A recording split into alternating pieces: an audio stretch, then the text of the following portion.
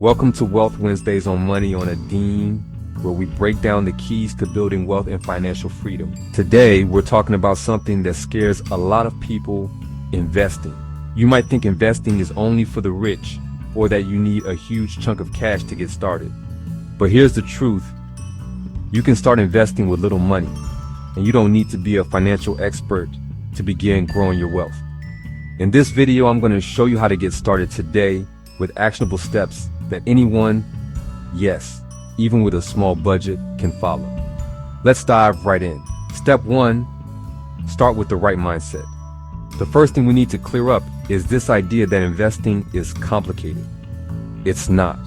The people who have grown their wealth through investing have a mindset of long-term growth, not overnight success. Don't think you need to throw in thousands of dollars to see any returns. The secret is small, consistent investments over time. Even if you only have $10 or $50 to invest right now, that's a great start. The key is starting and being patient. Think long-term. Investing is not about quick wins. It's about steady growth. Step 2, understand the basics of investing. Before you jump in, let's quickly break down the types of investments you'll hear about. Stocks. When you buy a stock, you own a piece of a company. If that company does well, your stock's value goes up and you can make a profit. Bonds. When you buy a bond, you're lending money to the government or a company in exchange for regular interest payments. ETFs, exchange traded funds. These are like baskets of stocks or bonds. They allow you to diversify, meaning you own a small piece of many companies or assets without having to buy each one individually. Mutual funds. Similar to ETFs, but actively managed by someone, which can come with higher fees. For now, focus on stocks and ETFs. They're the most accessible and the easiest for beginners to understand. Step 3, open an investment account. To start investing, you need to open an account. The two most common options are brokerage accounts. These are standard investment accounts where you can buy and sell stocks, ETFs, and more. Roth IRAs. This is a retirement account that allows your investments to grow tax-free. The good news is you don't need a lot of money to open an account. Many brokerage firms like Robinhood, ET, or ADE, or Fidelity allow you to open an account with no minimum deposit. Once your account is open, you can start investing with as little as $1 in some cases. Step 4, start small and be consistent. You don't need a fortune to begin investing. Start with $10, $50, or $100. The key is consistency. You can automate your investments with apps like Acorns, Stash, or Betterment, which let you invest small amounts of money automatically every month. It's called dollar cost averaging. What does that mean? It means you're investing a fixed amount of money at regular intervals. So no matter if the market is up or down, you're buying at different price points. Over time, this strategy smooths out the impact of market volatility. Step 5, focus on low-cost, diversified investments. If you're just starting out, avoid individual stocks at first. They can be risky. Instead, focus on ETFs or index funds, which give you exposure to dozens, if not hundreds, of stocks in a single investment. This allows you to diversify your portfolio and lower the risk of putting all your eggs in one basket. Look for ETFs or index funds that have low expense ratios.